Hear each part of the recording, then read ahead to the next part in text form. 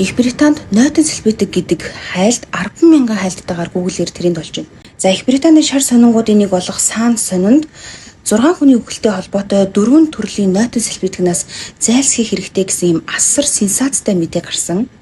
За энэ юу болсон гэхээр эмнэлгийн орчинд хэрэгжилж исэн нойтон сэлбэдгнээс борхоол дээр Staphylococcus гэдэг юм бактери илэрсэн байгаа.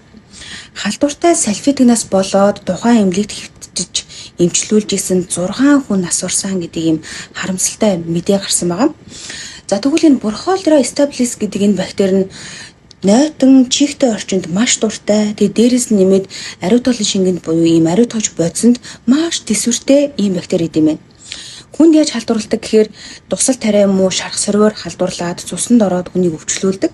За ерөнхийдөө бол ийм дархлаа сайтай, эрүүл чирэг хүмүүс л энэ бактериас нэг тийм айгаад шаардлага уунал байхгүй байна.